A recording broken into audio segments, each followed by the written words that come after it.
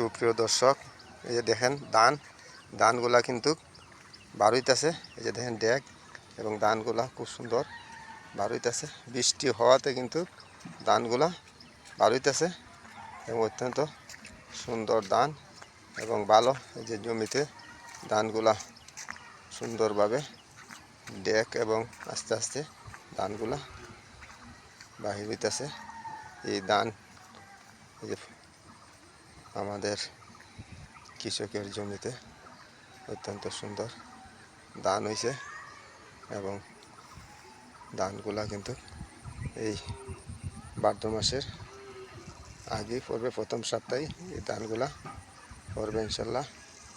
অনেকেই ধান পড়ছে এবং ধানগুলা অত্যন্ত সুন্দর এবং ভালো। সুপ্রিয় দর্শক, সবাই ভালো থাকেন, সুস্থ থাকেন। আসসালামু আলাইকুম।